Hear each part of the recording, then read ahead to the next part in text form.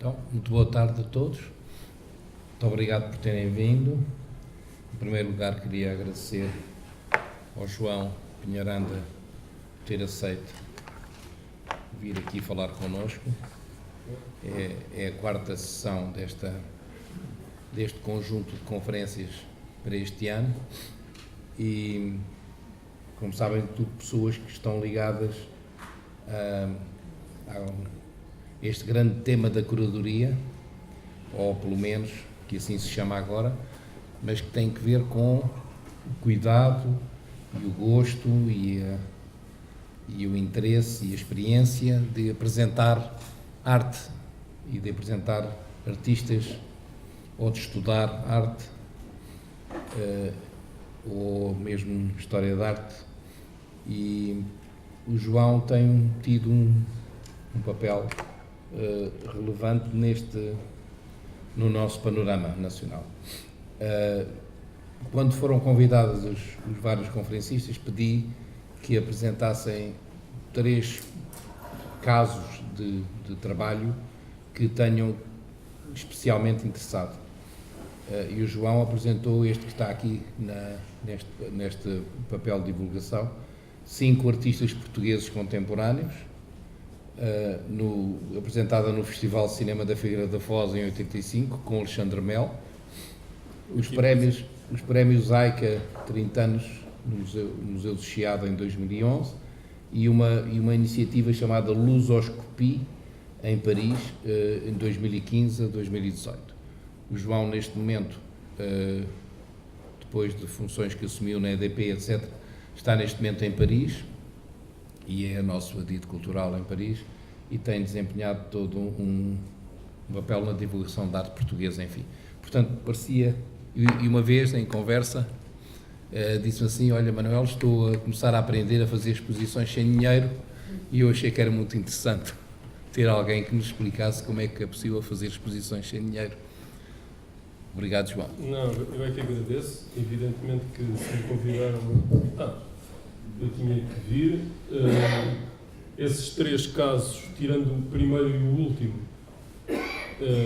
que são mesmo extremos, digamos, antes daquela primeira exposição nunca tinha feito nenhuma, como vocês podem imaginar, porque foi a primeira, mas espero depois da última ainda continuar a fazer várias. São de caráter muito diferente, mas ambas...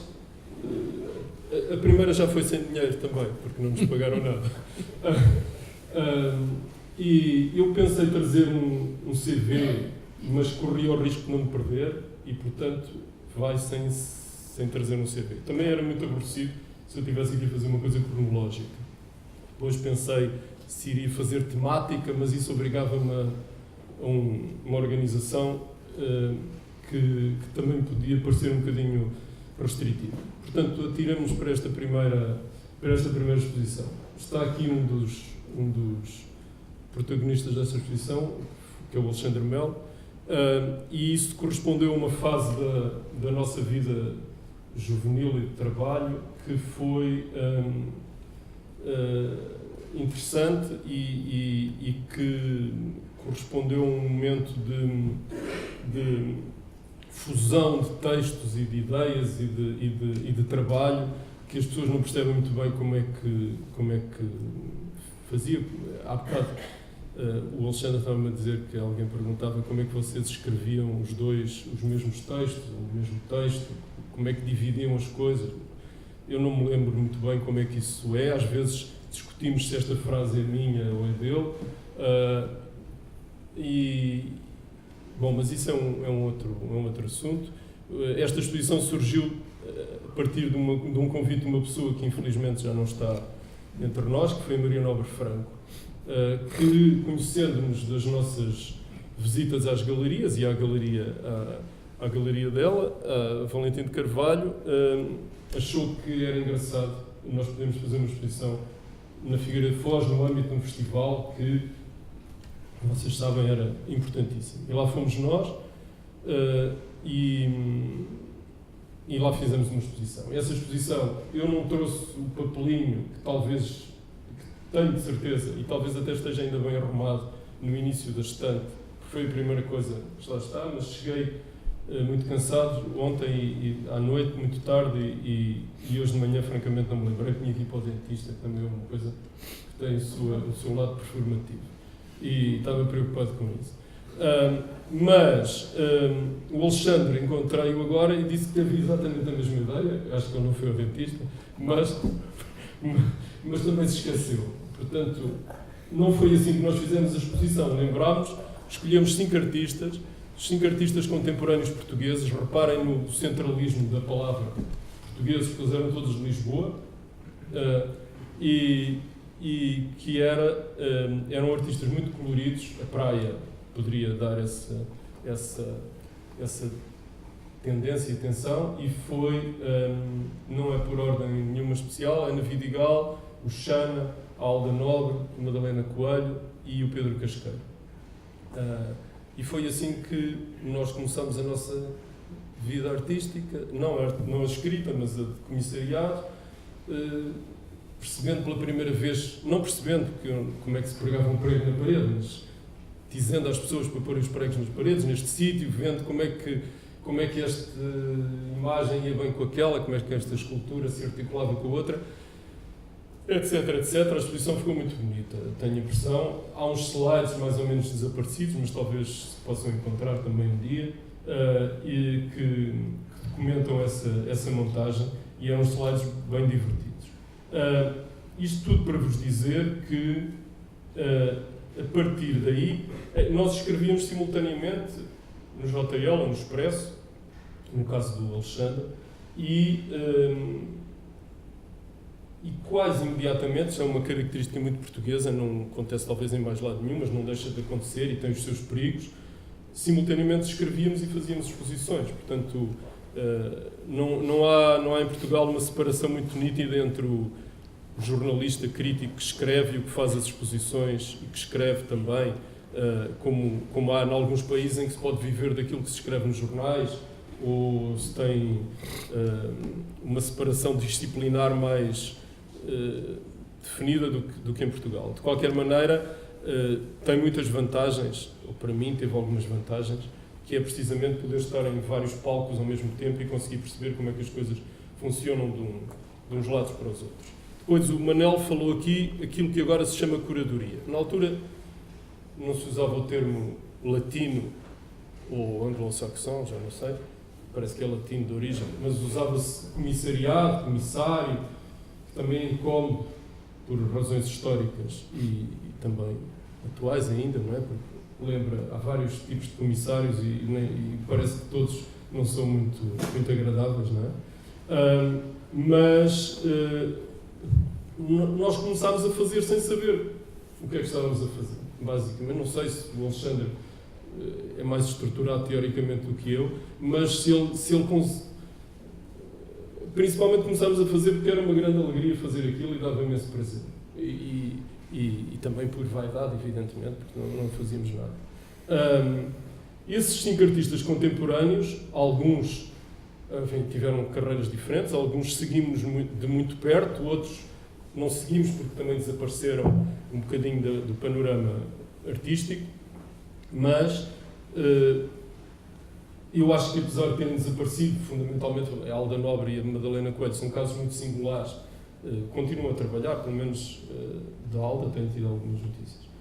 São casos muito singulares e os outros são casos de primeira categoria, primeira ordem. E, portanto, isso, para mim, é um grande orgulho, quer dizer, acertámos quase logo à primeira nos artistas que escolhemos. E os outros todos a seguir a mesma coisa. E, portanto, a partir daí, é um ponto que eu acho importante e interessante e é um... Eu não sei, agora já estou aqui a dizer 2 coisas boas de mim, de seguida, que não é muito costume, mas é uma coisa que eu consigo arriscar dizer. Não, se isto fosse tudo passado em dinheiro e em ações e em investimentos, não tinha corrido mal. Eu pus estas 3 exposições, nem sei bem porque é que pus a do meio. Pus a do meio por causa de tentar ter um lado institucional. A do meio é dos 30 anos da AICA, não é? porque há tantas outras exposições que foram importantes para mim que eu vou dizer aqui 2 ou 3, ou ações, ou coisas assim. Depois desta, não é? Continua a ser muito importante para mim escrever nos jornais. Principalmente naquele período mais eufórico em que fazíamos os textos em conjunto, porque cada texto era um acontecimento no momento de ser elaborado e quando se escreve há pouco tempo e quando se escreve com o sentido que se está a arriscar qualquer coisa ou provocar, eram textos muito provocatórios. Era imenso, nós ríamos imenso e divertíamos-nos imenso a escrever os textos. É claro, os textos eram todos escritos à máquina.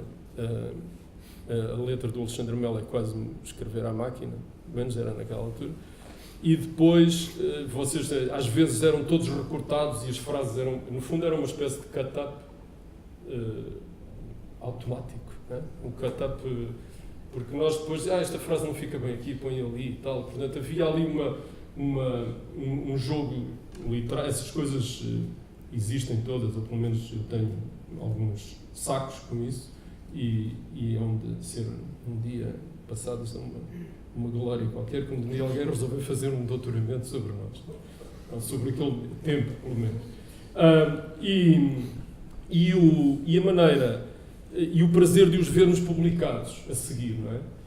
Depois, evidentemente, a idade começa a pesar, as coisas mudam e as responsabilidades dos textos começaram a ser mais sérios e menos delirantes, mas aí o prazer já individual, digamos, meu, era mais que sempre de ver a coisa publicada, evidentemente, como um artista gosta de ver os quadros na parede, ou as esculturas no plinto, isto se estiver em parede e se estiver em plinto. Mas a seguir eu tinha uma vocação, tinha uma formação de base de história, que depois reforçada pela história da arte. Não quer dizer que tenha aprendido muito enquanto estudei, pelo menos na segunda parte do meu curso, no mestrado, mas quase tudo o que aprendi foi mais nos cursos livres, no quadro, do que depois, ou era a mesma coisa, era repetida por outros professores na faculdade, mas aprendi métodos e tal, e sempre tive esse desejo de ser historiador, portanto, punha em causa um bocadinho aquele delírio inicial, que era quase o desejo de ser escritor, ou de ter essa cumplicidade com os artistas, que foi uma coisa que nós fizemos muito interessante, porque havia uma cumplicidade que era a cumplicidade de geração, porque eram os artistas que eram da nossa geração. Os Cabrita, Croft, pronto, aquele núcleo ali, ou outros da mesma idade, ou ligeiramente mais novos, como a Ana e o Pedro Casqueira, etc, etc, ou os outros, esses realmente mais novos, que eram os chamados os homeostéticos, não é? Portanto, esse foi o núcleo inicial que nós começámos a trabalhar. Fizemos a entrevista no Expresso e que apresentámos ao público, ao mesmo tempo que o Alexandre tinha feito uma coisa antes sobre a vida no Bairro Alto e as novas tendências de vida lisboeta. Depois fizemos uma coisa sobre as novas tendências artísticas, os novos criadores, etc, etc. E depois todo o alargamento que fomos fazendo, não é? Mas uma coisa que eu acho original na abordagem que fizemos foi que trabalhámos mais as afinidades que tínhamos com os artistas e as afinidades que tínhamos com todas as gerações, não é? Aliás, a aproximação que a Maria Nobre Franco nos fez, não sei se foi antes, se foi depois, de uma abordagem, de um trabalho que nós fizemos, eu não sei se foi em conjunto, se foi separado, mas lembro-me que estivemos lá juntos, à exposição que ela fez do Mário Cesarini, não é? E, portanto, o leque da abordagem e um livrinho que nós publicámos, também podia ter trazido aqui, de facto,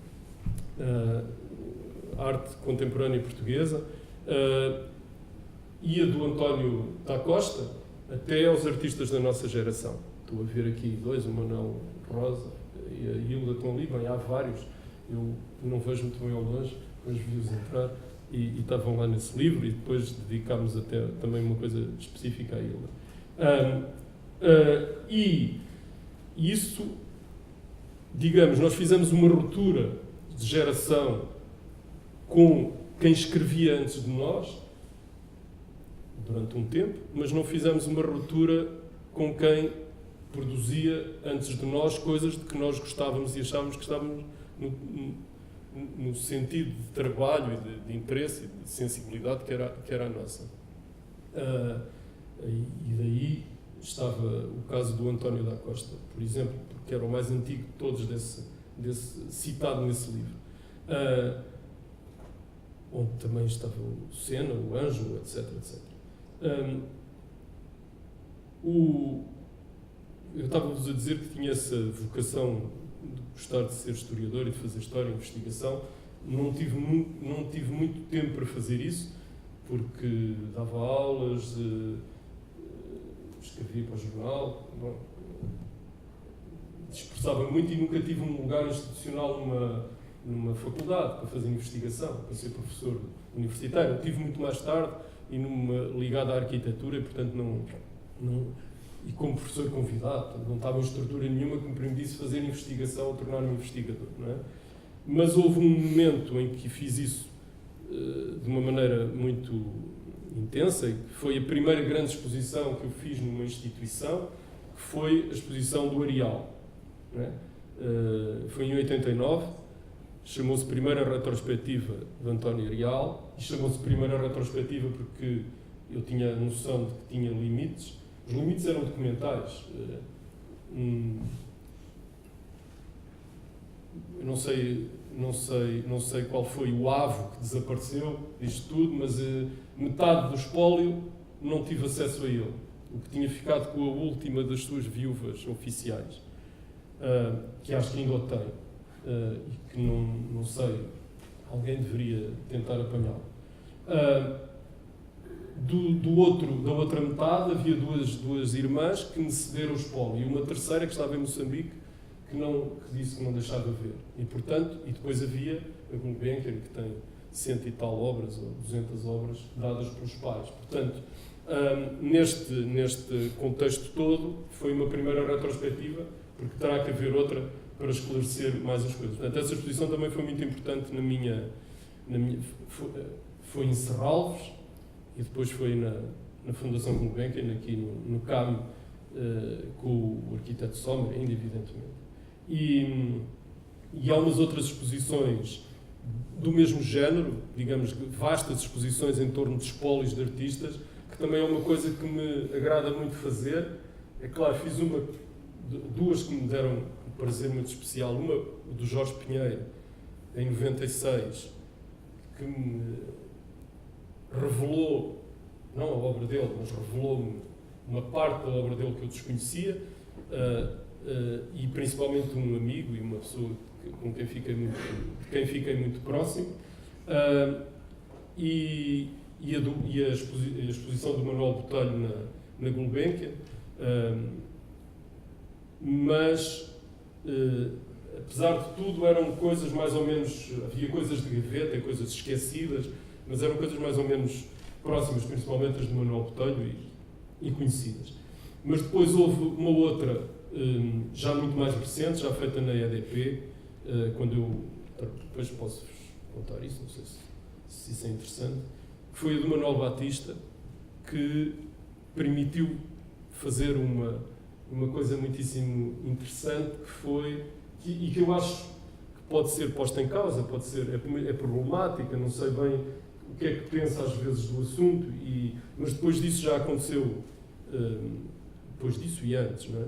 Já aconteceram vários exemplos do género. Permitiu transformar projetos nunca realizados no tempo em que foram desenhados, em que foram concebidos, por razões materiais várias, e isto era tudo coisas dos anos 60, realizá-los nos anos de 2010, na década de 10. e, portanto, permitiu que o artista pudesse apresentar peças que nunca tinha concebido para determinada altura e nunca tinha feito. A mesma coisa, eu já tinha tentado com o Jorge Pinheiro, mas sem orçamento para isso, fizemos, num sistema ainda muito arcaico, uma exposição virtual, porque houve uns miúdos do técnico que fizeram uma visita virtual, um museu virtual de esculturas não realizadas, e depois o Jorge Pinheiro veio fazer algumas que foram apresentadas no Fernando Santos e foram apresentadas em diversas outras circunstâncias, inclusivamente nesta exposição de Serralves que o Pedro Cabrita organizou com ele. Este aspecto interessava-me também há muito tempo e foi interrompido por razões de ter sido interrompido o acontecimento que lhe dava origem. Eu acho que foi em 87, telefonou-me o organizador do festival, de um festival que só teve 2 edições, que era o Festival de Sagres. Teve 2 edições porque o vento em Sagres não permitiu que houvesse mais edições. E que eu talvez seja, estou a falar da tal coisa não teorizada, nem teorizável, talvez tivesse sido a edição, um dos primeiros momentos da arte pública que não tinha nome também na altura, não é? Que foi, ele estava a organizar um festival de música, onde estavam os chutes e pontapés, aquela gente toda da altura, e nesse festival de música queria fazer arte. Isto passava-se tudo em Sagres. Bom, eu conhecia Sagres não muito bem, o máximo tempo que tinha estado em Sagres tinha sido a escrever um texto, aliás, sobre a Ilha da David, enquanto o Alexandre estava em Lisboa a escrever a parte dele, e depois encontramos e lá juntámos as 2 partes dos textos e misturámos aquilo e ficou, acho que, um texto bonito. E, portanto, era o tempo que eu lá tinha estado, era inverno, era Natal, estava muito frio, havia muito frio lá naquela casinha onde nós estávamos. Bom, e portanto, não conhecia bem, nem sabia. Bom, sabia que havia vento por causa dos descobrimentos. Eu sei que não há escola de Sagres, nenhuma caravela a partir de lá, mas... E nesse momento eu pensei, bem, vou escolher uns artistas aqui do Algarve. E os artistas do Algarve, houve 2 edições, foi em 87 e 89. Mas na primeira, o Xana, que vive em Lagos há muito tempo, pintou telas de 10 metros por 10, coisas enormes, ficaram presas caídas pela muralha abaixo. O Chaves aprendeu a soldar, porque ele fazia umas coisas pequeninas, e aprendeu a soldar com o soldador da Câmara Municipal de Vila Nova como é que se chama? Do Bispo. Não, mas não tem Nova? Não, é do Bispo. Vila do Bispo. Não, isso é em Famalicão. Vila do Bispo, e fez uma coroa com 5 metros de diâmetro, uma coisa assim. A Fernanda Fragateiro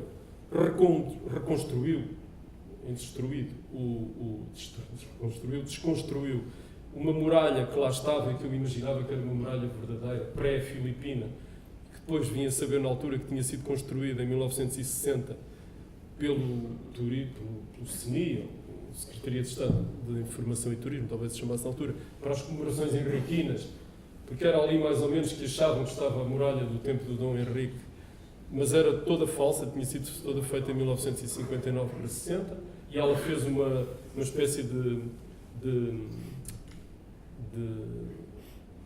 aquilo para os coisas, agora já estou como os imigrantes, o mundo é francês. Não, andaimes. Chafaldeiros. Sim, pois é. Sim. Uns andaimes. É chafaldeiros. Os chafaldeiros estavam todos deitados abaixo. Todos deitados abaixo a semana passada nos boulevards. E depois, peço desculpa se não me esquecer de alguém. E havia o artista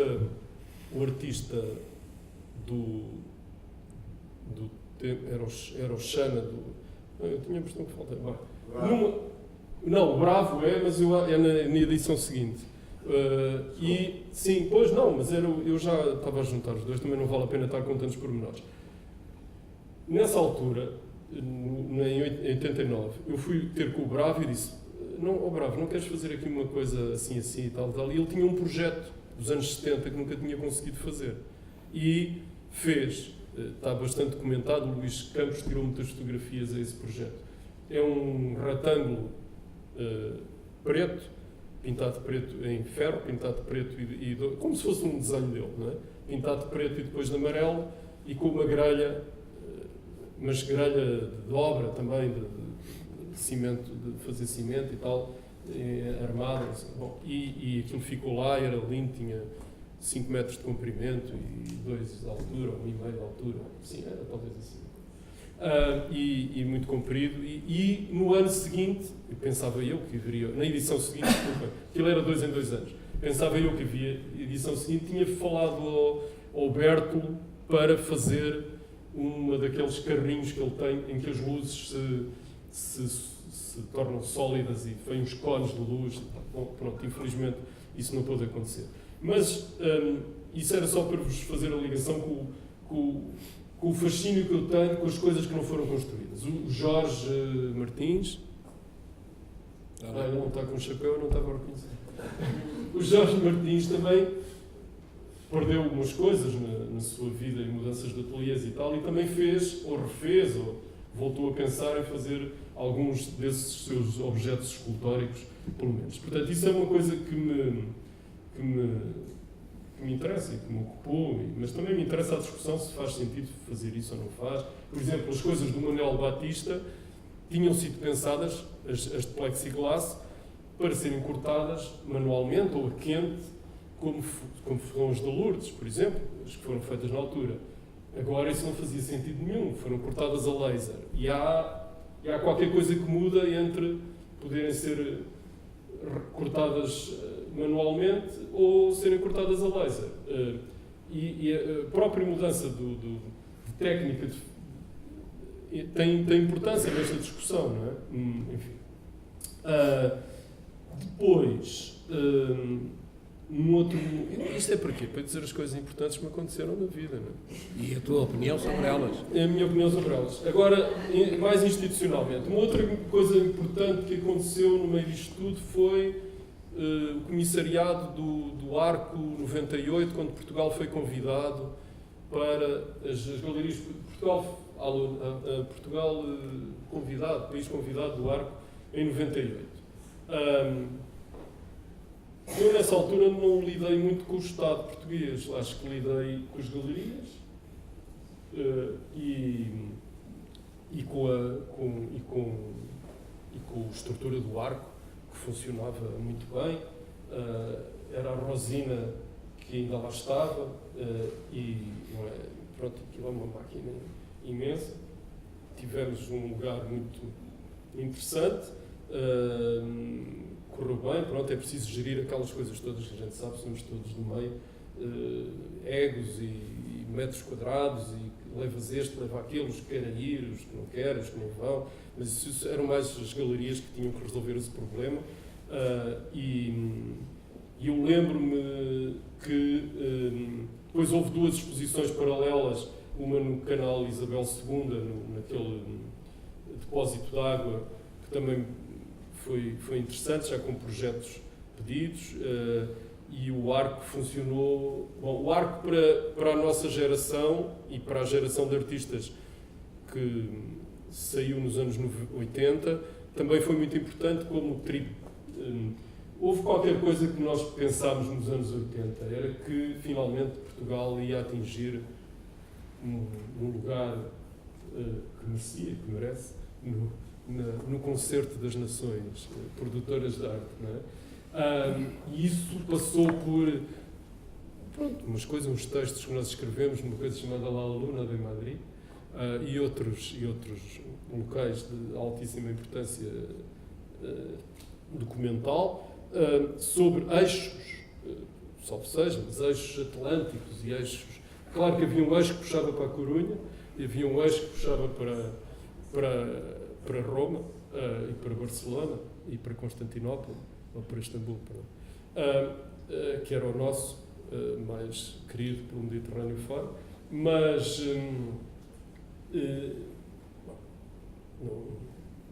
não deu muito, e talvez esta questão do...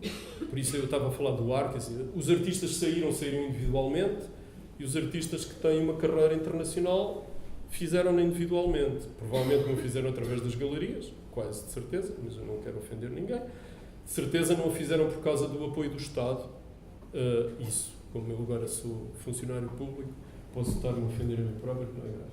E também havia a tripartida, evidentemente, isso foi importantíssimo, mas isso não fez com que eu hoje, no sítio onde estou, acho que há lá artistas portugueses famosíssimos e importantíssimos, ou que o meio português, tirando as individualidades, que nós sabemos quais são, mas eu posso falar, talvez acelerar e falar um bocadinho disso daqui a bocadinho, já possam dizer que há um meio português ou uma cena portuguesa que tem lugar aqui e acolá fora de Portugal. Há pessoas individuais.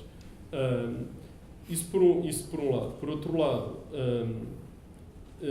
portanto, apesar de tudo isso do arco foi interessante, eu gostei pessoalmente muito de fazer. Fui obrigado a comprar um telemóvel nessa altura, porque não tinha telemóvel até aquela altura. Não sei se é muito tarde já para ter telemóvel. 98 já era assim uma coisa raríssima. Era da altura. É da altura? Não, mas eu resisti um bocadinho, mas depois era impossível. Depois fiz umas coisas fora de Portugal, mas sempre numa coisa que eu acho que não serve para nada. Por isso às vezes as pessoas perguntam, não podes fazer uma exposição minha em Paris?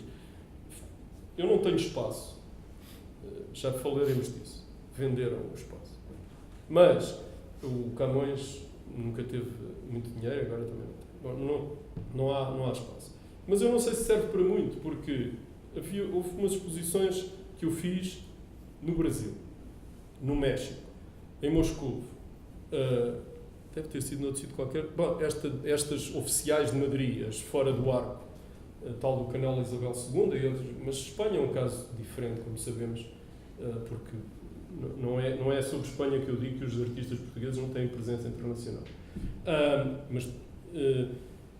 E não houve consequência nenhuma a seguir a isso. Quer dizer, no México e no Brasil foi Jorge Martins, mas a seguir não foi mais ninguém. No ano seguinte eu lembro, portanto, eu não sei em que data é que isto foi, 2000 e qualquer coisa, não me lembro, nos anos 90 ainda, não sei se o Jorge se lembra. Lembras? Foi 2004, 2005. Sim, foi 2000 e qualquer coisa. E eu lembro que no ano seguinte, a Patrícia Salvação Barreto, do saudoso GRI, me dizia, convidaram-nos para a Feira de Guadalajara, para a Feira do Livro de Guadalajara. Era giro se pensasses umas exposições e tal. Eu pensei logo, Ana Atterley, Lucena, não sei, pensei assim uma coisa ilustrativa, apesar de tudo, ligada à literatura. Assim. Bem, estamos em 2018, não é? 17? 18. Não, mas em 17 é que deve ter sido começado o trabalho. Assim, pronto, estes anos todos depois conseguimos ir à Feira de Guadalajara. Na altura eu sei que disse, não há dinheiro. Afinal não acontece nada. Já não vai haver. Pronto. E também não houve dinheiro para a feira, mas também não houve dinheiro para levar lá nenhum artista a seguir àquele artista. E, portanto, como em Moscovo não aconteceu mais nada, aconteceu depois, houve a Bienal e houve pelo menos 2 artistas que foram lá, que eu me lembro, Vasco Araújo foi lá, a Joana Vasconcelos foi lá, e a Joana Vasconcelos, apoiada no Pinot e naquela exposição dos corações e não sei o quê, depois fez um percurso, mas também é um percurso dela, não é um percurso português, não é? Ou de Portugal, ou coisa assim. E isso é um traço de caráter, talvez, nacional, que eu acho que é muito importante. Em Moscou eu queria fazer uma exposição de jovens artistas. Disseram-me, o Sr. Bazanov disse-me que não podia ser.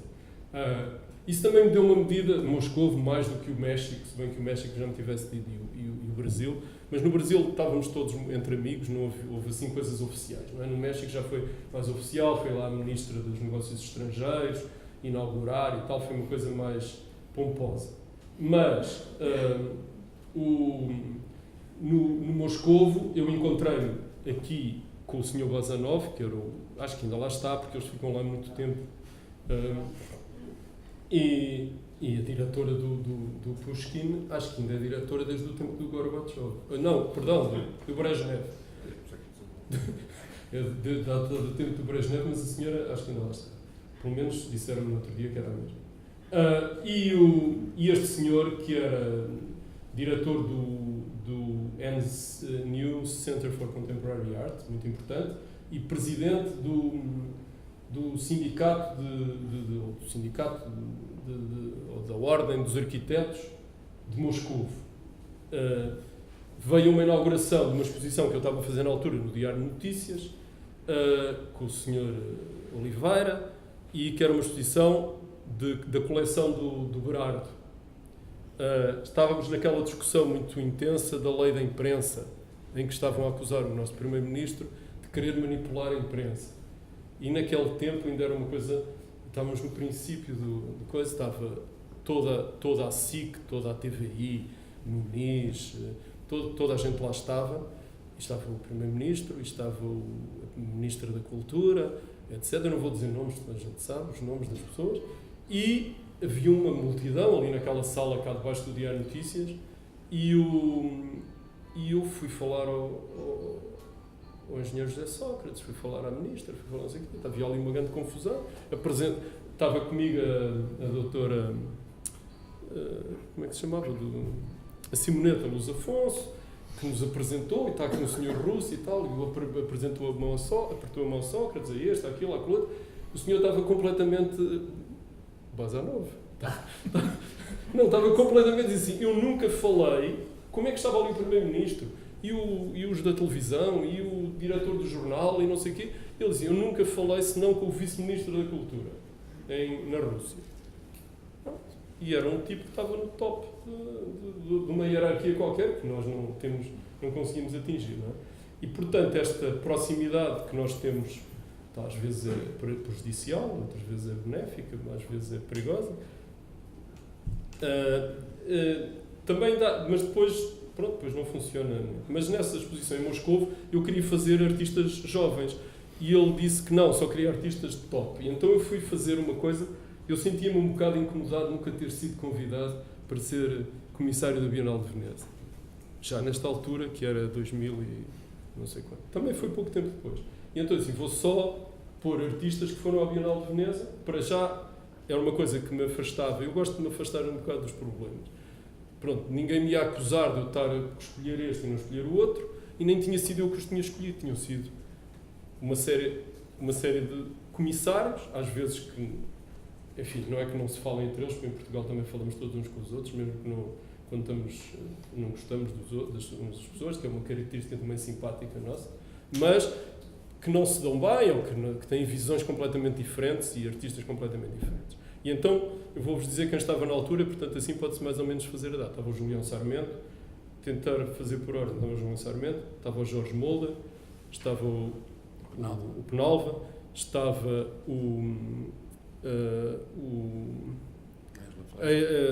estava a Helena Almeida, estava o Pedro Cabrita Reis e, portanto, quantos é que eu disse? 4, não? Tropa, Não, isso foi muito antes disso. Ângela. Não, a Ângela também não estava. Estavam estes 4 e eu pus um quinto, que naquele ano tinha tido um grande êxito, merecido, evidentemente, na Bienal de São Paulo, que era o Rui Chaves, com aquela peça, Comer o Coração. Eu não escolhi peças que tivessem estado nas várias bienais, escolhi as que cabiam nas salas, que eram muito grandes e que eu achei que eram adequadas. Portanto, esta coisa que eu vos vou dizer, que é uma reflexão pessoal sobre a arte portuguesa, que já me disse alguém que era muito perigosa e que eu não devia repeti-la, mas eu posso repeti-la, eu não vou dizer quem é que me disse isto, mas vou dar uma pista. E eu escolhi uma peça do Cabrita, que agora está na Tate Modern, que se chama Moscow Peace, até, ele deu-lhe o nome na altura, tinha 2 peças, mas aquela... Não, só tinha uma. Era tão grande, pareciam 2. Escolhi aquelas pinturas do Julião, já de brancas, mas em torno do Fernando Pessoa. Escolhi de Helena Almeida, mas as fotografias de Helena Almeida, francamente não me lembro qual era a série. Do Jorge Molder, as fotografias de Jorge Molder também não me lembro qual era a série, mas são fotografias de Jorge Molder. Do Chaves, umas esculturas de parede com lâminas e foice, umas coisas assim. E do Penalva, aquela peça dos 365 rios, uma coisa que é uma peça em russo, que essa foi um bocadinho para adaptar ao público, não é? E eu depois, pronto, o Cabrito é uma peça assim comprida na parede com várias luzes fluorescentes.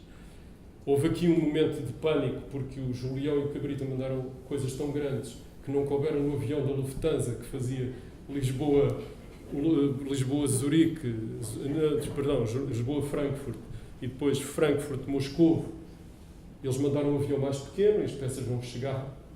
Há uma intervenção extraordinária da nossa conselheira cultural na altura na Embaixada, Margarida Gouveia, que se não fosse ela, elas não tinham lá chegado. Ela gritava em alemão, ela falava felizmente muito bem alemão, insultou os alemães tudo, eles mandaram um avião de propósito.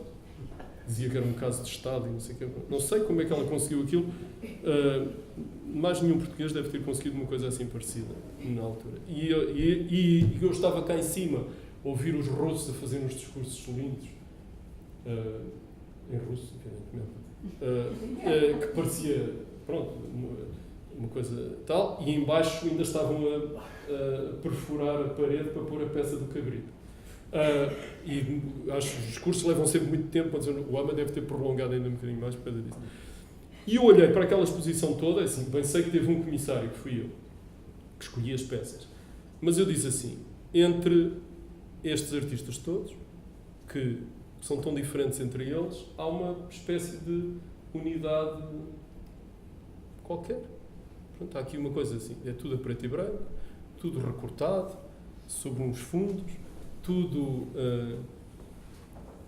coisas nostálgicas, quase tudo autorrepresentação, ou muita parte autorrepresentação, literatura, não sei o quê, não sei o quê. Bom, não sei. Foi uma reflexão que eu fiz mais elaborada do que esta, está lá num texto. Levou muito tempo a encontrar o título. Os russos adoraram, eu sei, depois havia o tradutor, dizia que ele estava a dizer que os portugueses olham o Atlântico como nós olhamos a Sibéria, as estepes e tal. Portanto, bom, isso é aquela conversa para dizer que nós temos aquela nostalgia, não sei o que. Eles perceberam isso, e o Sr. Bazanov disse assim, eu sei, não sei o que, esta coisa assim, assim, eu acho que isto tudo deve se chamar Vglubin, não é? E a exposição ficou chamada Vglubin. Vglubin é uma palavra, ou são uma expressão, Vglubin, que vocês, eu não sei se, mas eu estou a pronunciar bem, também não é muito difícil, Vglubin, que é uma expressão que já não se usa muito, mas quer dizer de dentro. Foi a leitura que eles fizeram, de dentro, mas é uma coisa de dentro, pronto. Eu talvez influenciado por o senhor ter arranjado aquele título, que eu acho bonito, Vglubin, achei que havia ali uma unidade que era independente de mim, que eu tinha encontrado. E eu disse a alguém que é origem curador e diretor e tal, e é filósofo, e disse, concordo absolutamente contigo, mas não se pode dizer. Não se pode dizer porque depois isso limita as nossas possibilidades de intervenção no meio. Não sei. Eu achei disparatado, mas é talvez aquele erro que nós temos, não é erro, é uma espécie de preconceito que nós temos de podermos ser identificados com qualquer coisa. E é por isso que não nos conseguimos vender. Eu fiz esta coisa horrível, detesto isto. Portanto, vender a marca artística portuguesa fora. E agora posso saltar para a Bienal de Veneza, de 17, que eu fiz com o José Pedro Croft. Correu muito bem, tudo o que eu posso dizer. A relação com a direção do Jornal das Artes já não vale a pena falar, porque correu muito bem lá, quando lá chegou. E pronto. Talvez um dia se faça uma história qualquer dos pormenores, mas não vale a pena falar disso. Vale a pena falar da escolha, porque é que eu escolhi o José Pedro Croft. Eu sempre tinha pensado, um dia que me convidarem para ir à Bienal de Veneza, vou escolher jovens fotógrafos desta lógica agora, que eu gosto imenso e tenho trabalhado com eles. Agora até há uma exposição na Fundação EDP, do qual eu sou co-comissário, do Príncipe, o Cortes, etc, etc. Mas eu, pensando que me era dada umas salinhas de Portugal, desmultiplica-se em pequenas salas e coisas assim. Pronto, então uma coisa de fotografia funciona. Bom, quando lá chegar, a ideia, só para falar dos italianos, disseram assim, vocês têm aqui uma praça, tem 70 metros por 100, em frente de um prédio do CISA e, portanto, é para pôr aqui qualquer coisa. Bom, fotografia só podiam ser outdoors, não sei o que, não dá paciência para isso, coisa não podia ser. E tinha que ser um escultor, que não tivesse lá ido já, e tinha que ser um escultor com uma capacidade de lidar com 70 metros por 100, num estaleiro. É preciso ver isso, porque aquilo, prédio, na Bienal anterior, da arquitetura, a Bienal tinha sido uma coisa extraordinária. Eu ainda pensei que a coisa ia se passar dentro do prédio que o CISA estava a acabar, que iria acabar, porque a Bienal passou-se nos caboclos, no prédio incompleto, há 10 anos que estava parado, que o CISA Vieira estava a fazer um L, e, portanto, na perna mais pequena do L, nunca tinha havido dinheiro, faliu a empresa, uma coisa italiana, mas podia ser portuguesa. Pronto, zangaram-se todos, não sei o quê, e aquilo era unidades de habitação popular, e aquilo estava a acabar. A ideia do Cremascoli e do Nuno Grande foi fazer a exposição dentro, no resto do chão desse prédio, e eu pensei que o que me ia ser dado era o resto do chão desse prédio. Não pode ser, porque o prédio vai ser terminado, porque felizmente isto desencadeou aqui uma coisa, e entre o bairro popular do lado de Giudecca e a Câmara de Coisa e o centro italiano da habitação popular, vai-se acabar a coisa. Bom, tem que ser fora naquele espaço onde ainda havia montes de areia. Bom, eu acho que a minha escolha foi imediata. Quando me disseram, eu só pensei num minuto. E não me custou nada, porque é um artista que eu gosto imenso e que fez uma obra excepcional. Fez excepcional para ali, para aquele sítio.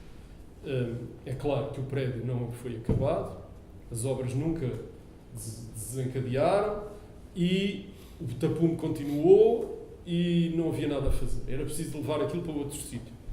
Aquele outro sítio foi um sítio atrás, muito bonito, e todo com duas vivendas italianas, princípio do século XX, frente à laguna, portanto, com um caráter completamente diferente, e o Zé Pedro teve que adaptar aquilo a uma circunstância que não era a circunstância original, que talvez agora lá em cima no Porto, na Casa da Arquitetura, tenha recuperado um bocado, porque está nos edifícios outra vez mais ou menos industriais. Ganhou algumas coisas, que foi reflexos da água, que não teria ali, etc, etc. Perdeu a relação com o edifício duro e puro do CISA, e as duas pobrezas, uma em frente à outra, ficariam muito, muito interessantes. Mas o que aconteceu nessa altura é que ele estava deslocado de um centro, não é? É claro que foi lá muita gente ver e teve uma boa imprensa, etc. E não houve mais dinheiro nenhum para fazer mais nada em torno daquela exposição. Ou seja, o artista não foi lá mais vez nenhuma, não houve mais nenhuma conferência, não aconteceu mais nada em torno daquilo, a não ser a energia que aquilo próprio gerou em alguns circuitos. E para o Zé Pedro gerou alguma importância, outra vez pessoal, teve alguns convites que eu sei que derivaram de pessoas que viram aquilo ali naquele sítio, mas para dizer que é uma marca qualquer, que agora Portugal, toda a gente se lembra que aquilo era... Não, porque aquilo não teve nenhuma consequência, a não ser uma consequência, digamos que individual. E eu tinha, quando comecei a falar disto, tinha pensado daí, bom, pronto, eu estou em Paris agora. Não, agora não estou, mas vou para lá amanhã para ver o que é que está a acontecer. Como é que eu fui para Paris? Convidar. Eu tenho uma coisa muito característica na minha vida, desta vida sem rumo e eu não penso nunca o que é que vou fazer no dia seguinte. É por isso que eu não tenho assim uma presença muito... nem penso se estou a ganhar muito dinheiro. Por acaso, ontem fiz pela primeira vez tive que aceder para conseguir. Fui assim, deixa ver quanto é que eu vou receber de pensão aos 69 anos, 66 anos e 9 meses. fiquei em pânico. Mas nunca tinha pensado no assunto. Não. Eu estive no JTL, dei umas aulas e sempre me convidam para eu fazer as coisas. Não é? Eu estava a estudar na faculdade, convidaram-me para dar aulas no colégio onde eu tinha andado e eu fui, depois que não ia dizer que não a uma pessoa de quem eu gostava tanto, que era a nossa professora de português.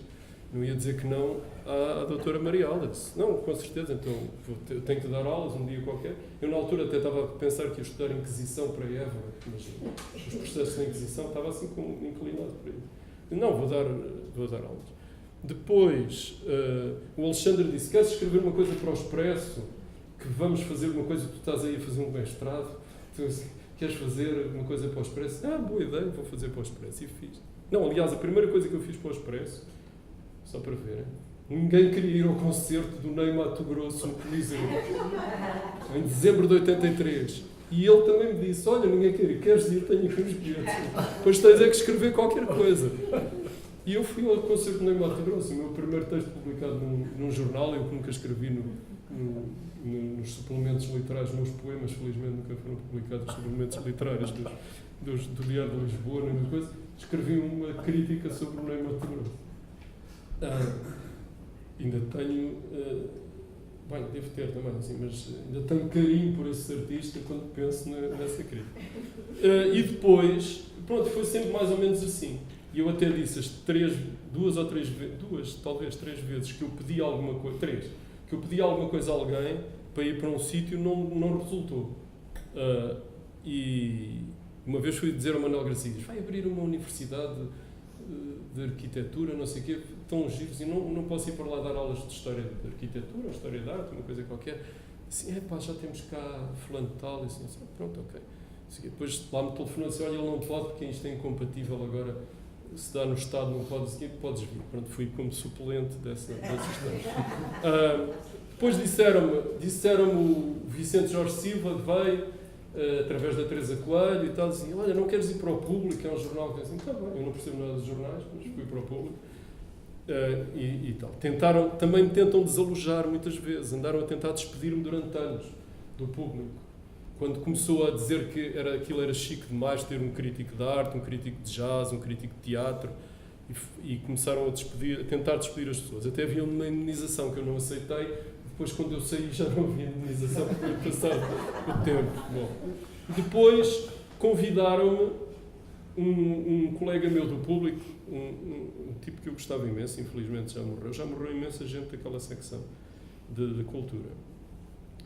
Que era o Fernando Magalhães, crítico de música, disse, esta é das melhores, tenho um amigo que é designer, que faz uns calendários, umas coisas para a EDP.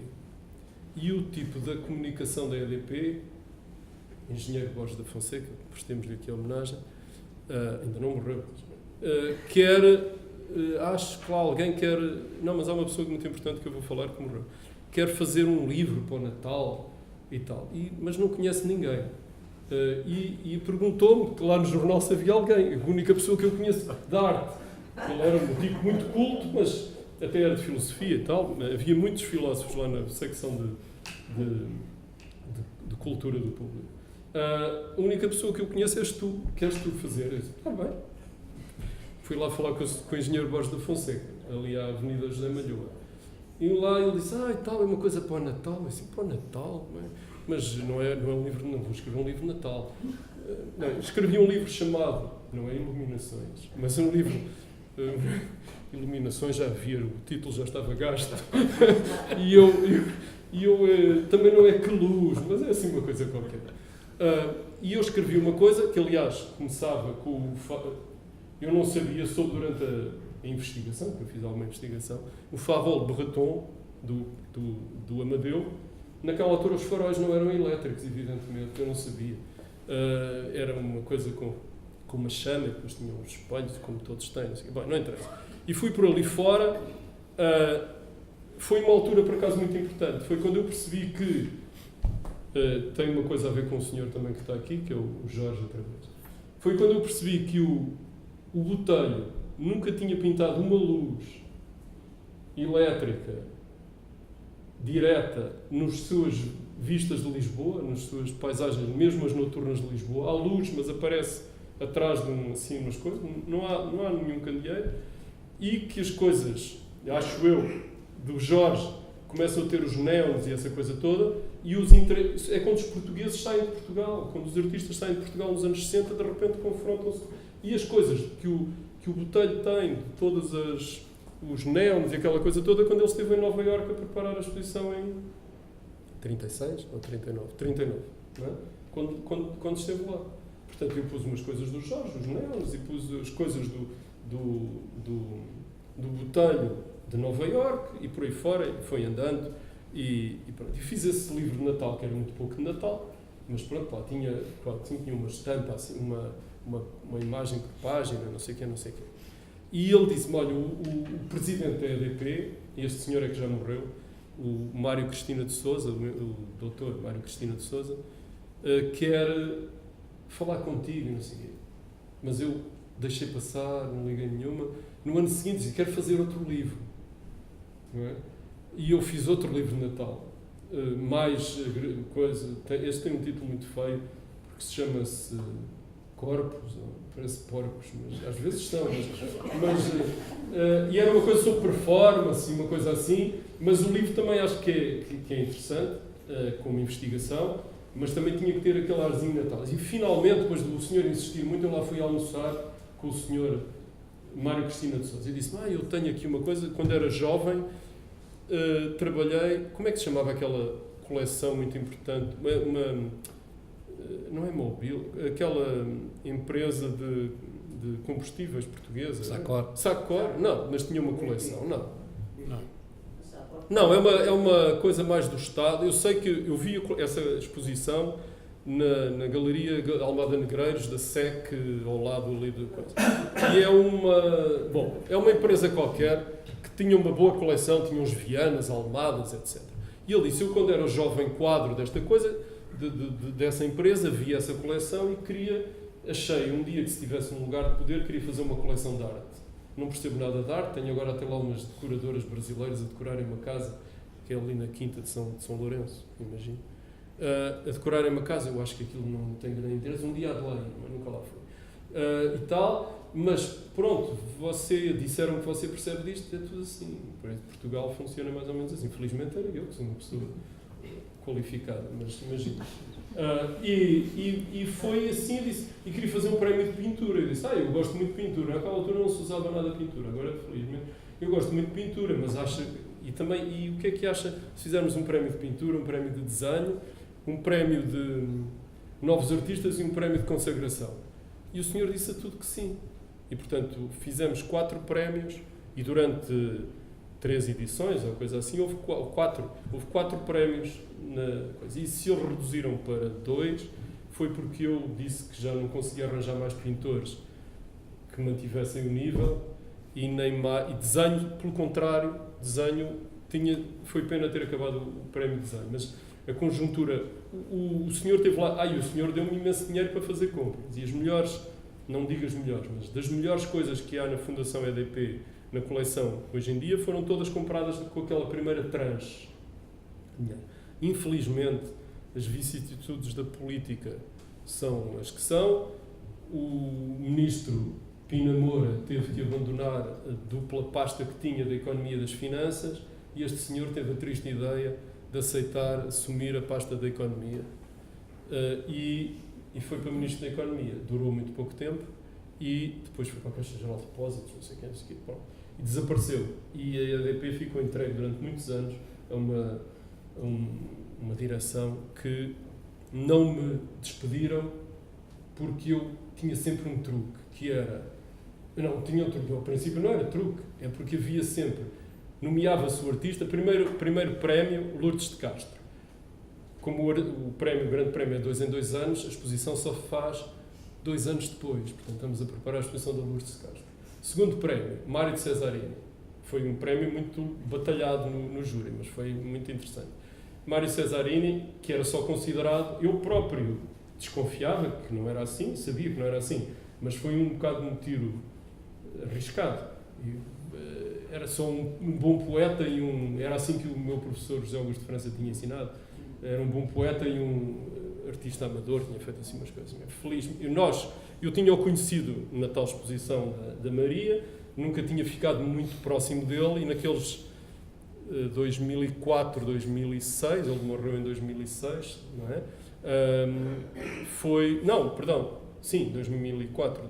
2002, 2004, a exposição foi em 2004, depois de 2006 foi em Madrid, foi no ano em que ele morreu, estava a exposição em Madrid. Tivemos uma relação fantástica e pronto, ainda bem que ele ganhou o prémio por todas as razões, principalmente porque rompeu aquela... Isso também tem a ver com aquela parte da história, porque estas exposições são históricas, não é? Terceiro prémio foi o Lapa. E o Lapa... o Cesarini, claro, chamava-me sempre Alexandre Pomar e dizia sempre que era da EPAL. Pronto, mas quando desconfiava de mim o tempo todo, dizia assim, aquele prémio da EPAL que tu deste, pronto. Mas era uma coisa, era aquela coisa de gozo. Com ele, eu vou contar agora uma história que é a casa objetivo interessante. Uma vez fui lá à casa à pressa, eu ando sempre um bocadinho à pressa. A Maria da Graça disse assim, estás muito, o quê que ela disse? Ansioso. Porque eu estou sempre a pensar na coisa assim. Oh, Mário, tenho que me ir já embora, que a minha filha faz 8 anos e é uma festa, e está lá os miúdos e não sei o quê, uma grande confusão. Aí ela faz anos, então vou-lhe dar um desenho. Mas tinha um molho de desenhos, assim, um molho enorme de desenhos. E pegou num desenho qualquer, tirou assim do desenho como quem tira uma carta de um baralho. E o desenho, que não é uma coisa extraordinária, era um guache, assim, uma coisa abstrato, tem escrito Happy Birthday. Não, mas ele tirou, ele não sabia de certeza absoluta, porque ele tinha assim um molho de desenhos. Tirou ali assim uma coisa. Pronto. Bem, eu disse, Mário, isto é um milagre. Qualquer do surrealismo está vivo. É a prova de que o surrealismo está vivo. Bom, e a miúda tem esse desenho, que é uma coisa assim. E portanto, a seguir foi a exposição do Lapa. E a exposição do Lapa foi uma exposição que foi mais difícil, porque o Lapa foi um personagem mais difícil, e mais difícil porque ele depois acabou por morrer antes da exposição acabar, mas permitiu-me uma coisa muito interessante. Eu disse, Álvaro, que é agora fantástico, é que podemos reeditar os livros, que estão todos esgotados, a barulheira, porque é que morreu Ianes, blá, blá, blá, aquela coisa assim. E ele disse, eu não quero reeditar coisa nenhuma, eu sou quero ser um escritor de livros esgotados, ou não sei o quê, quem tiver muito interesse vá à biblioteca, ainda há aí uns alfarrabistas, vai comprá-los, não sei o quê, pronto. Essa coisa aqui. Mas aquilo tem 3 volumezinhos, permitiu fazer uma coisa que eu acho que ele também não deixaria em vida, que era a recolha dos textos que ele escreveu sobre outros artistas, e de outros artistas que escreveram sobre ele, nomeadamente do Bravo e essa coisa toda. E, portanto, isso foi uma coisa que, quando a seguir o Batarda foi nomeado, ele disse que era da EPAL, nem mexeu o Alexandre Pomar, mas disse, está bem, os 2 anteriores já morreram, agora queres que morra eu, não é? Já percebi porque é que vocês me escolheram. Bom, mas pronto, não morreu felizmente, a exposição passou-se bem, foi em Serralves, e aqui vem outra coisa também interessante, que é, e depois foi o Molder que aconteceu no Museu do Chiado, etc, etc. Durante muito tempo, e agora também não sei se a arquitetura o permite, a EDP não tinha um espaço onde pudesse fazer as coisas, o espaço mesmo do museu da eletricidade, o museu histórico, tinha problemas, havia infiltrações, chovia lá dentro, às vezes era preciso andar a tapar as peças e escondê-las ou não expor, assim, quando havia temporais, aquilo é uma fábrica, não é? A coisa não está bem trabalhada, portanto, era preciso gastar muito dinheiro para isolar aquilo de uma maneira, portanto havia ali uns problemas que para expor determinadas obras podia ser complicado. E nós fomos fazendo exposições em vários sítios, sempre onde os artistas queriam fazer. O Lapa quis fazer onde o Cesarini tinha feito, e disse que só aceitou porque o Cesarini tinha aceito, e o Cesarini disse que só aceitou porque o Max Ernst também tinha aceito, em Veneza, e, portanto, vão-se todos desculpando uns com os outros, mas vão sempre aceitando. Portanto, mas há uma coisa muito importante, é quando uma entidade como a EDP faz uma exposição do Batarda em Serralves, que apagou integralmente, ou a entidade que paga desaparece. Tem lá um logotipo, ninguém liga nenhuma e diz: Batarda, Bestial, estás em Serralves, Molder está no Museu do Chiado. Portanto, eu estou a dizer isto pensando em certas entidades que às vezes recuam, não é? Estou sempre a tentar passar para Paris, mas nunca mais lá consigo chegar, não é? E que abandonam sítios de exposições e querem limitar-se a dar dinheiro para pôr logotipos no fundo das páginas. Outra coisa importante, portanto, esta coisa permitiu-me fazer muitos catálogos, de que eu gosto muito, que são catálogos que ficam como documentos. No meio, eu vou falar rapidamente, os 30 anos da AICA, que é uma coisa que eu ouço desde que entrei para a AICA, fazer uma exposição dos 15 anos, eu não sei quando é que entrei, mas aqui, dos 15 anos da AICA, dos 20 anos da AICA, dos 25 anos da AICA, finalmente dos 30 anos da AICA, quando eu era presidente da AICA portuguesa, fizemos com a parte da arquitetura foi o Manuel Graça Dias e o Ricardo Carvalho fez a parte da arquitetura do espaço, e depois fizemos, e acho que resultou bem, mas principalmente são os catálogos que resultaram, os 3 volumes que resultaram, que eu acho que são um documento muito importante desse momento.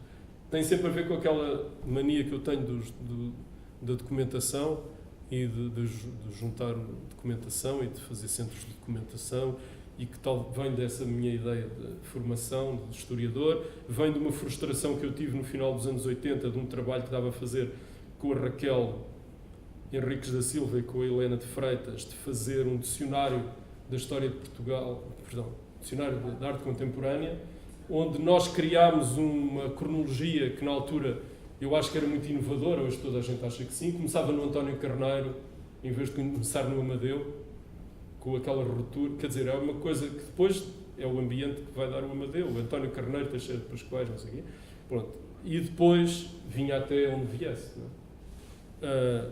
Enfim, mas saíram na presença alguns outros volumes do gótico e do barroco, mas o nosso nunca saiu.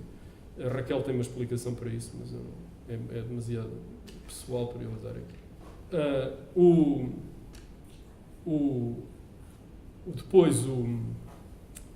E pronto, fiquei um bocadinho com essa frustração. Como é que eu cheguei a Paris? Era para vos dizer que fui convidado, evidentemente. Eu fui convidado em 2000, eu fui para lá em 15, eu fui convidado para aí em 2013. Por um puro acaso. Estava a almoçar com um amigo que me disse: o embaixador quer um adido cultural, o conselheiro, quer alguém lá na embaixada para fazer uma pluma no chapéu. Não, ele não disse isto, eu depois percebi que era assim para que nós servimos. E eu disse: bestial. E eu disse: se ele quiser eu vou. Mas sem pensar nada, é um absurdo. Se eu quiser eu vou. E ele disse: não, ele já convidou alguém. Okay. Depois, a seguir, ele disse: olha, o fulano tal não aceitou. Queres mesmo? Eu disse: quero. Não estava a acontecer nada na EDP nessa altura, estava tudo bem, aparentemente.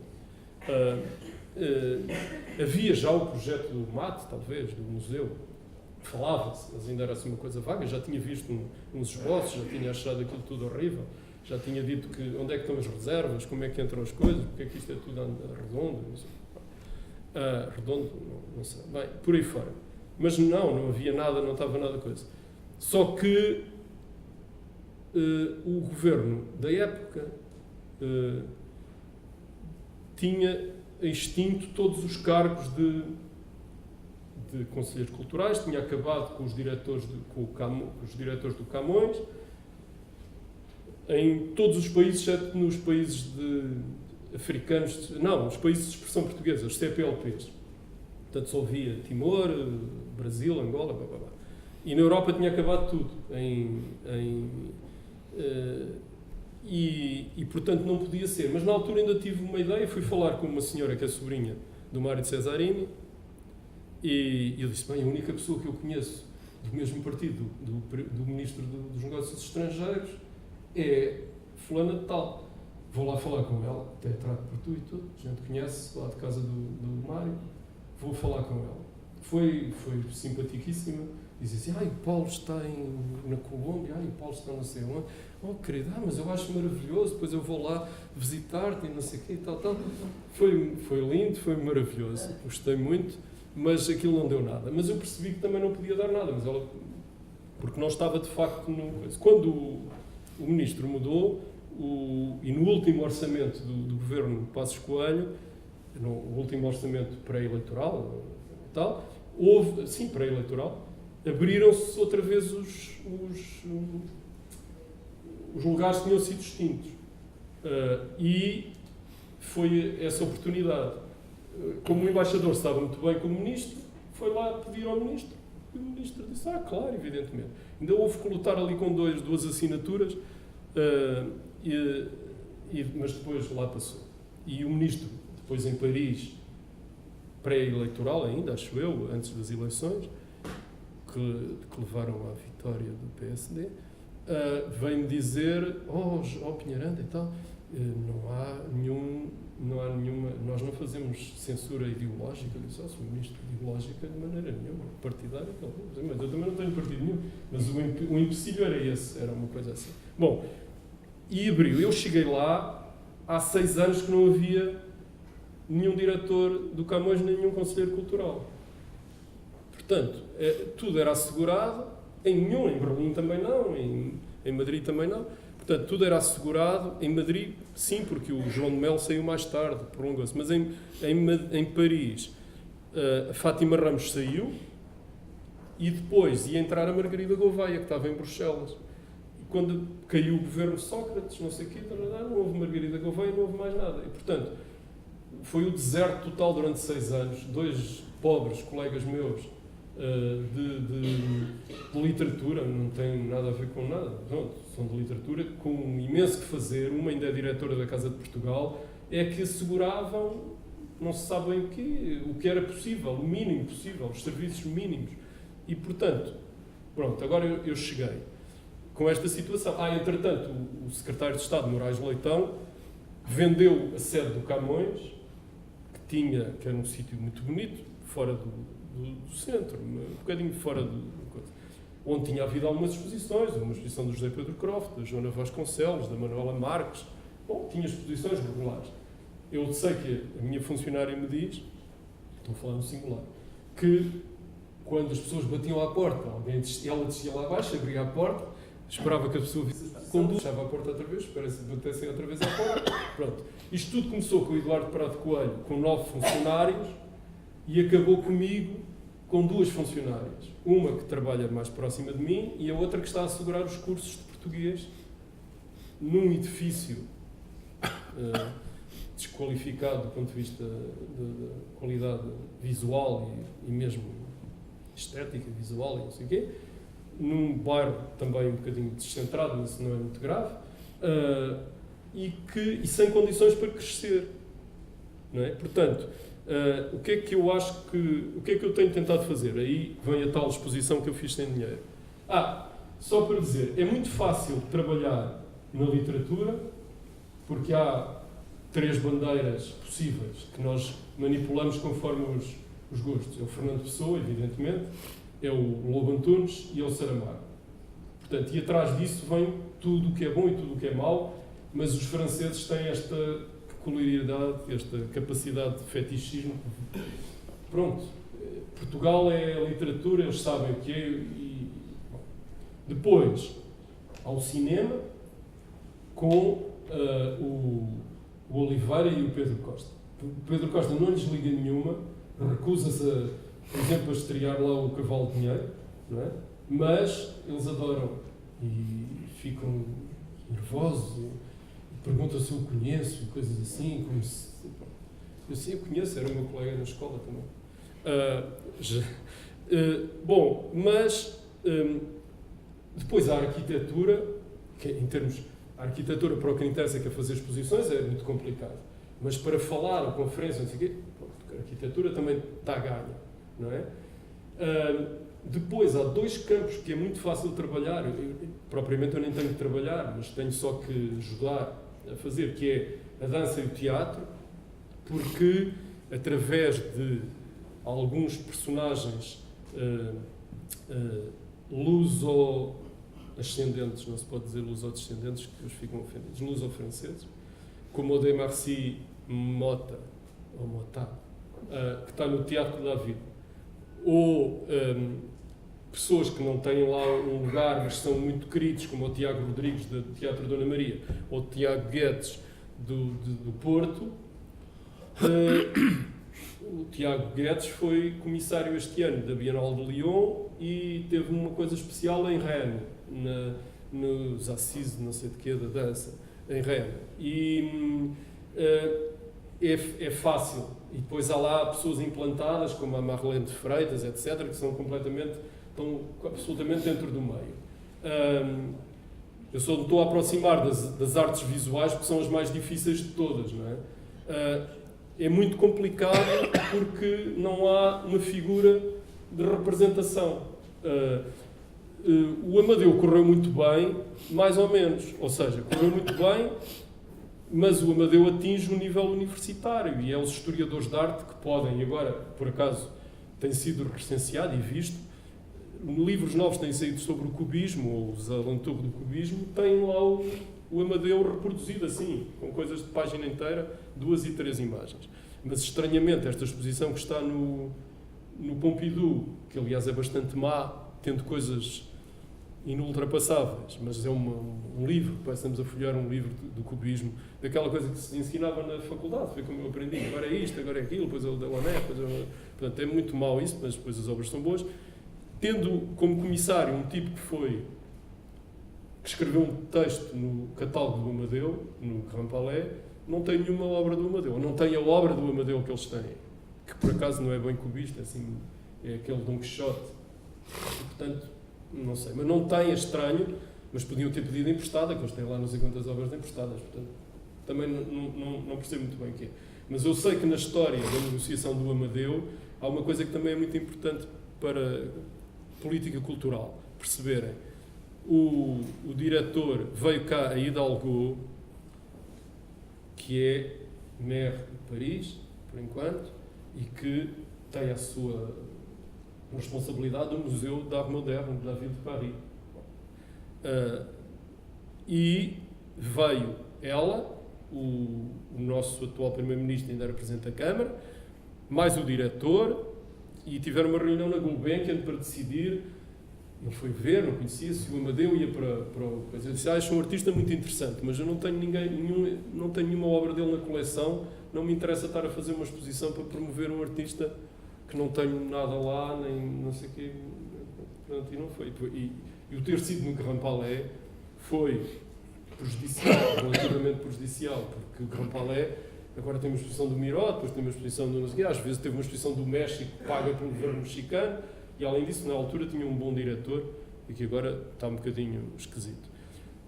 Portanto, o Amadeu funciona nesse coisa. Agora, depois tivemos a Helena Almeida, que também foi muito bom no Jeu de Paume, mas também atingiu um público. Agora, o grande fenómeno absolutamente extraordinário talvez seja através da Paula Rego, não é?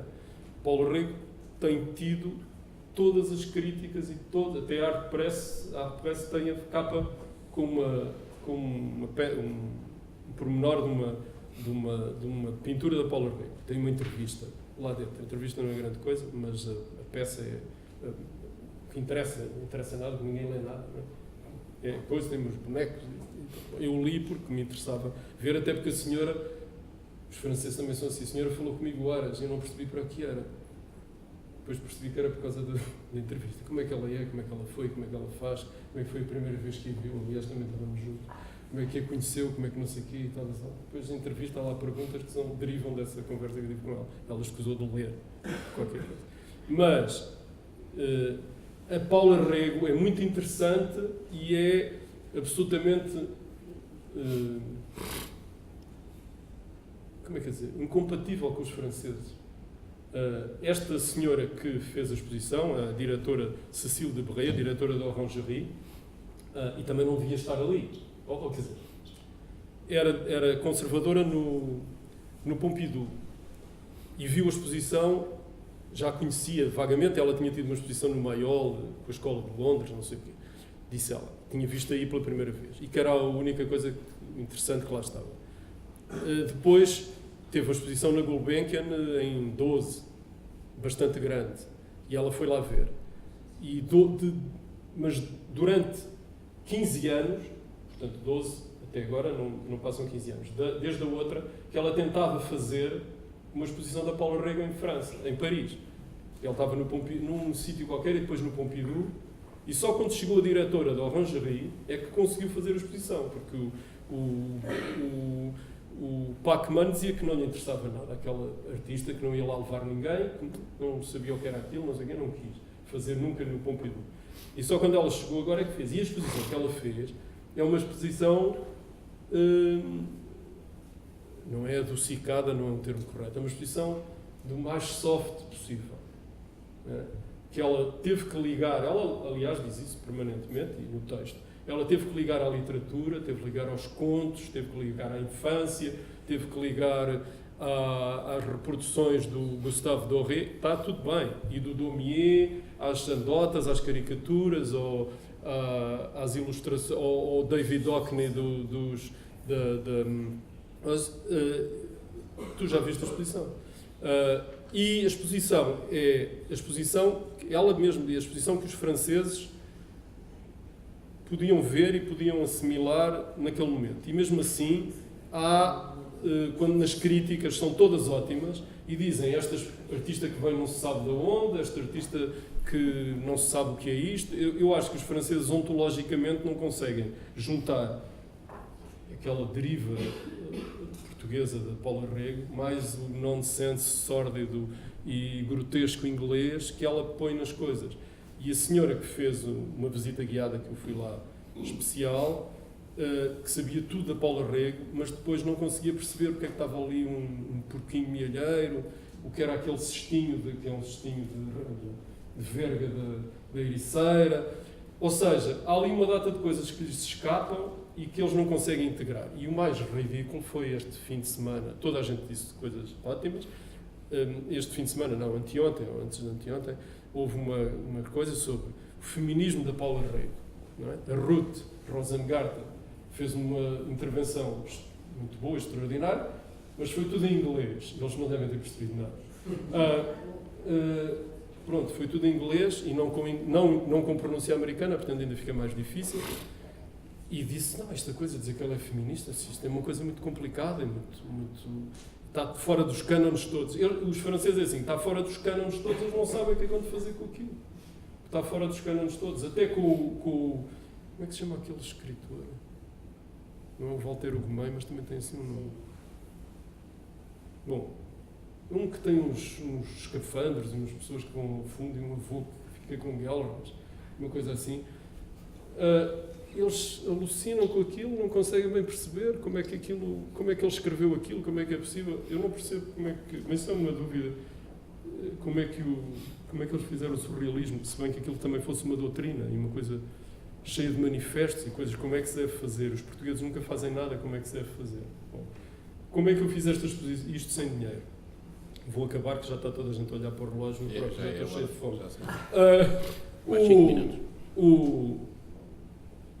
Eu percebi, quando lá cheguei, portanto, tudo o resto é relativamente fácil de fazer, que havia 20 artistas, pelo menos, eu nessa altura não tinha deitado a minha atenção sobre o design.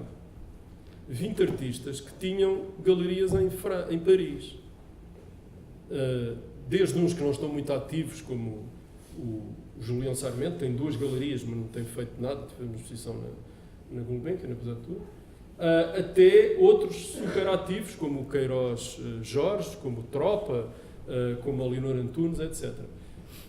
E a única coisa que eu fiz foi inventar uma palavra parecida com lusofonia, chamada lusoscopie, porque eles tinham aquela coisa do pariscope, portanto sabem o que é que isto quer dizer, e foi ir junto dessas galerias, dizer: tem um artista português, não querem mais fazer uma exposição que eu faço um papel e ponho tudo no mesmo projeto, no mesmo programa.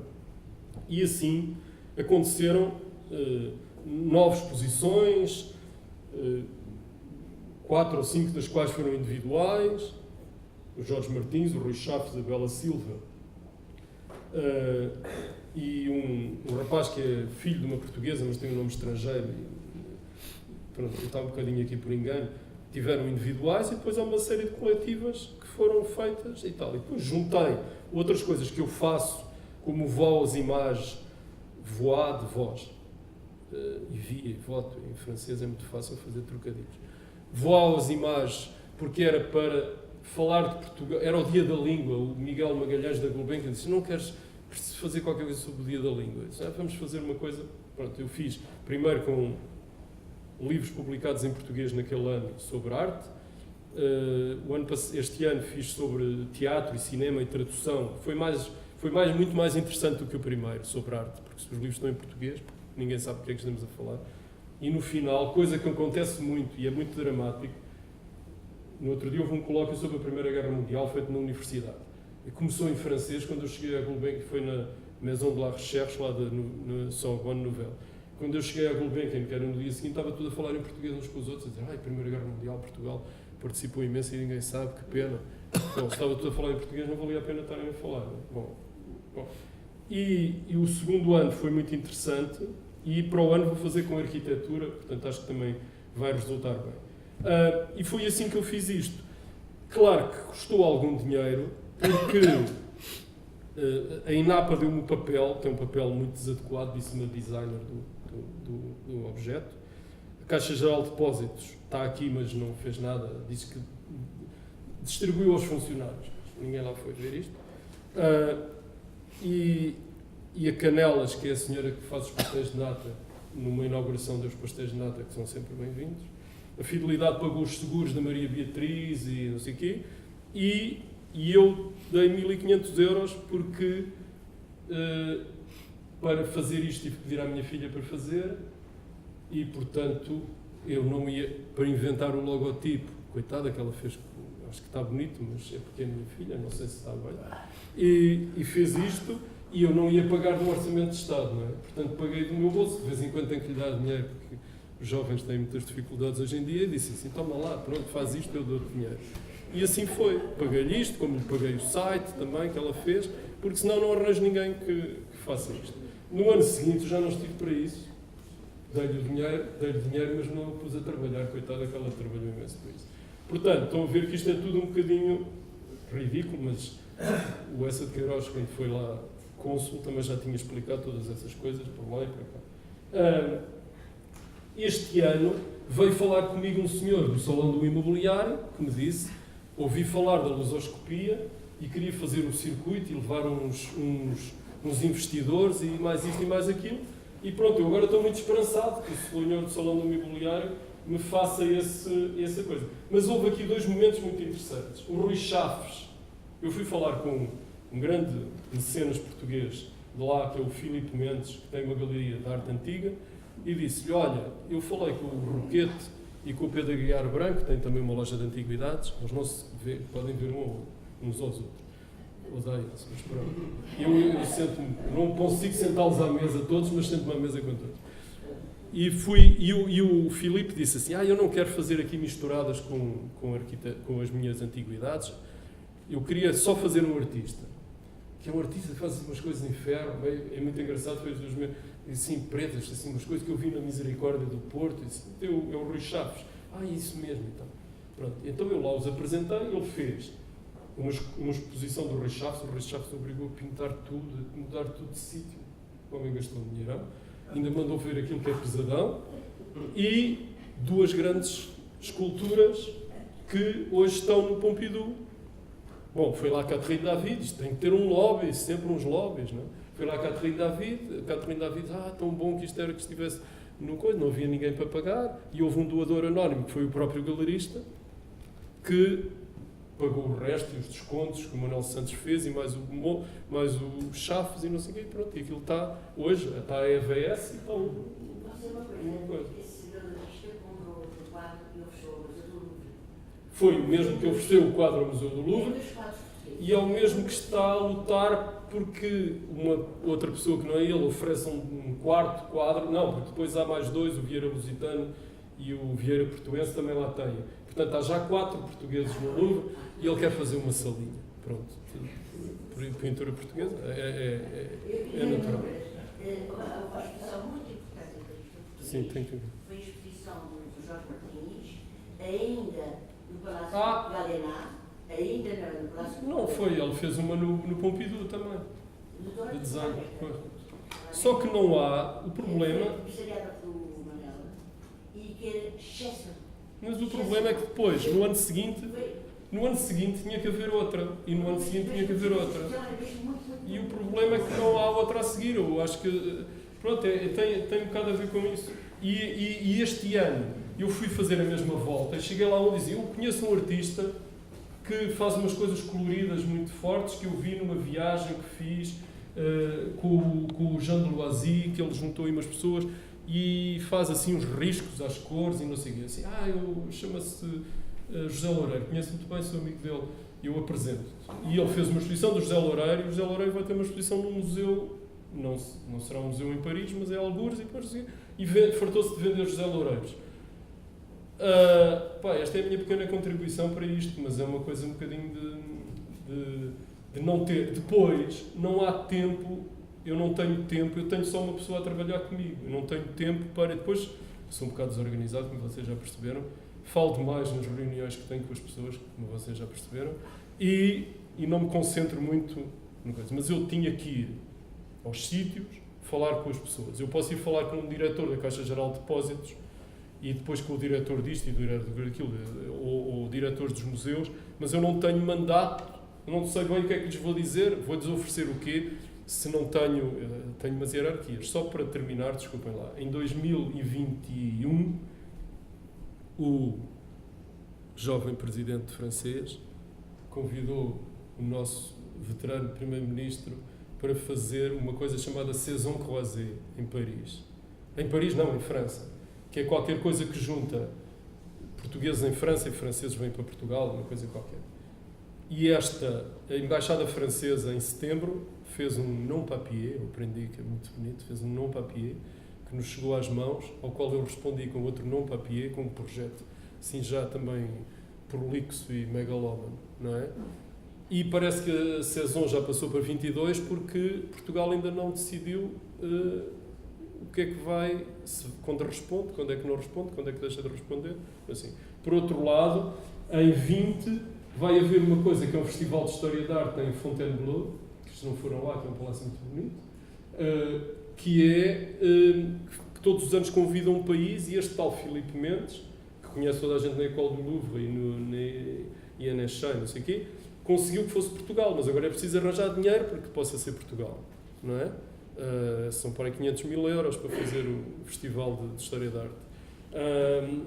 Depois, o que é que eu noto é que há uma vontade enorme que aconteçam coisas, e as coisas que conseguem acontecer é levar filmes e fazer festivais de cinema, evidentemente, e não sei o quê e tal, mas que não há, de facto, presença portuguesa o Camões trabalha com base em pedir emprestadas salas aos outros centros culturais.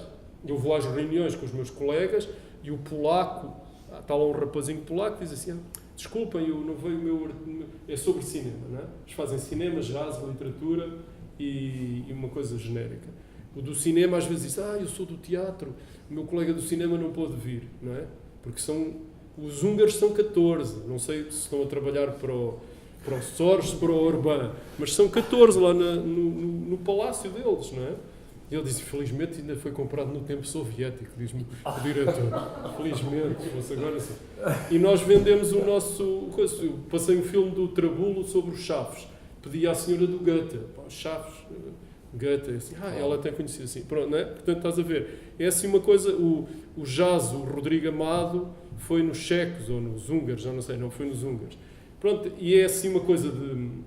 Por outro lado, eu acho, há bocado estava a dizer isso a alguém que está aqui na sala, se eu fizesse uma exposição na sala de exposições do Camões em Paris, não serve para nada, porque ninguém vai, eu também não vou, ou dos outros, não vou porque nunca se passa lá nada que a pessoa ache interessante. E eu, quando fui à Cécile de Berry, à senhora do Orangerie, disse assim: oh, Cécile, agora o que era bom, isto é saison em 21, arranjas aí um artista português. E ela fez aquela resposta francesa insuportável das francesas, e assim, a minha artista portuguesa é a Paula Rego. Primeira coisa. Segunda coisa que ela disse, muito importante, tem a ver com aquela coisa do fetichismo e não sei o que assim. Eu vi foi em Madrid, eu não vi, portanto não posso falar, mas acho que sim. Eu vi foi em Madrid uma exposição muito engraçada de arte portuguesa em torno do Fernando Pessoa. Porque tinha o Fernando Pessoa. Não sei se a exposição era muito boa, se não, acho que era interessante. Mas, ou seja, se eu lhe dissesse, não vale a pena na Orangerie, que é muito pequenina, mas se eu lhe dissesse, olha, tenho aqui uma exposição que tem o quadro do Fernando Pessoa e depois arranjamos mais aí umas coisas a ilustrar os anos 30, ela com certeza achava, dizia-me que sim. Deixa-me interromper. Interrompe-me, senão eu nunca mais falo. Capta-te agora mostrar portugueses em Já casa. Estava Maria José, mas não posso mostrar, não tenho dinheiro para falar. Mas sabia. A hora já está adiantada. Dizendo que a Gulbenkian vai fechar. Se alguém as portas quisesse ainda, apesar de tudo, dizer alguma coisa.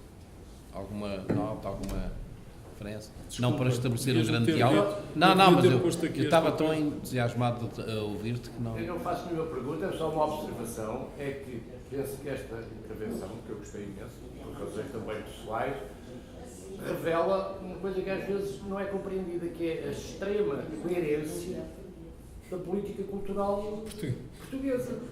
Porque corremos aqui 30 ou 40 anos e há uma série de características estruturantes que se mantêm.